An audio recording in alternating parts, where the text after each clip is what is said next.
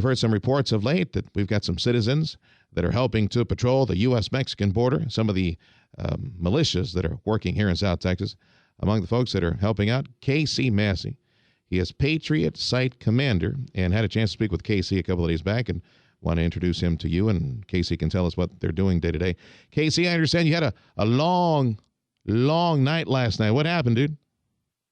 It's just normal course of business. Yeah. You still waking up? Yes, sir. Well, I'm awake now. You're going to be able to go back to sleep here in a few minutes? Oh, yeah.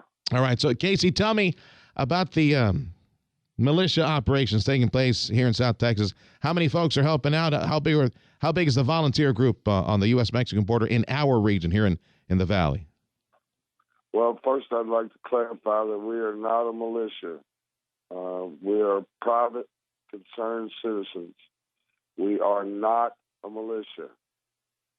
Not organized as a militia is what you want to clarify. It's not yes, militia in training or anything like that. We don't claim to be a militia group. We don't train as a militia group.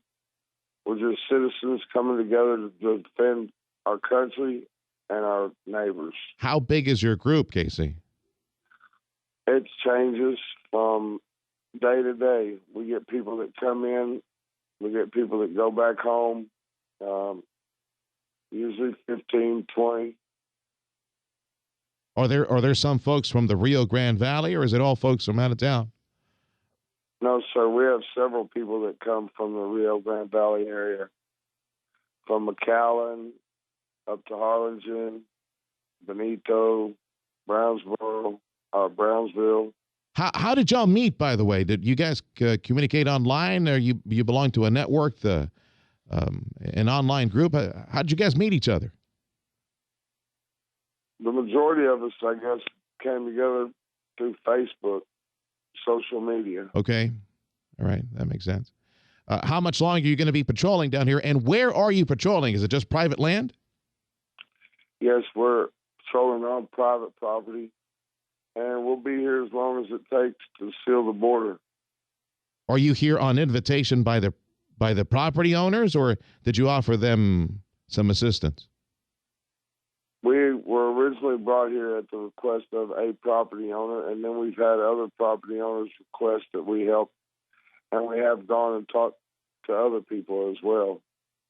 K.C. Massey, as you can tell, he's still waking up. He's had a long night. They've been patrolling all night. He's the Patriot Site Commander, joining us on 710 KURV. Yeah, K.C., Tim Sullivan here. I'm sure you've heard some of the comments from the legitimate law enforcement agencies, Border Patrol, Cameron County Sheriff's Office, that they would actually rather not see you guys there on the border, that in some of their words, you're not being helpful, that you're actually in the way, and that border security should be left into the hands of what they say trained professional law enforcement officials. How do you respond to those folks? First off, I would say that maybe publicly on TV they're saying certain things, but we were in full assistance and cooperation with Border Patrol until they shot at us. As far as the training or whatever, we're more effective as citizens than they are as trained law enforcement. Do you understand their concerns, though, that when you pop up out of the brush armed and dressed in camouflage, that could be a problem for Border Patrol sheriff's officials? Well, sir, to be honest with you, the day that happened and what you're speaking of, we were where we told Border Patrol we would always be. The guy that got shot at was foot in foot with another Border Patrol officer less than a minute prior to the shooting. It was the lack of communication on their part, because they're the ones that the Border Patrol officer on the ground is the one that requested that we back him up, and he must not have relayed it. We work with them all the time, so it was a lack of communication. So, Casey, you're saying there's active coordination between the agents on the ground and anyone else patrolling? They ask for your assistance? That's what you're saying? They have, on several occasions, directly asked for our assistance, yes. KC, do you have any response to reports that the civilian patrolman who was shot at Friday night is a convicted felon? Well, I would make this comment. Any American that has been adjudicated and they had served their sentence, I believe to be a free American. Anybody that is still on probation or parole is not a free American. Does your agency do better background checks than the agency that this guy belonged to, apparently?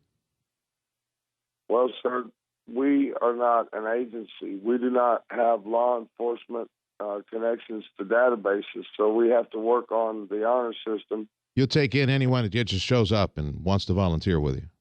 Well, I mean, we do question people when they come. We ask them their qualifications, what training that they may have had. You take them at their word? Background is, if they're currently on probation or parole. Hey, Casey, after this shooting incident some days back, what's the follow-up? Have you had a chance either, publicly or behind the scenes to chat with Border Patrol and say, hey, can we prevent this from happening again? Or have they told you the same? And, what's the follow-up to that incident?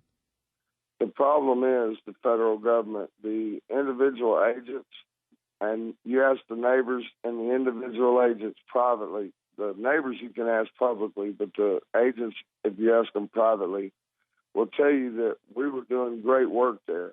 We knocked the traffic way back because we were physically on the border, and we were able to push them back across the border. Casey, thanks for your time this morning, and go get some rest. That's Casey Massey. He's part of that civilian patrol that's on the U.S.-Mexican border in our area right now.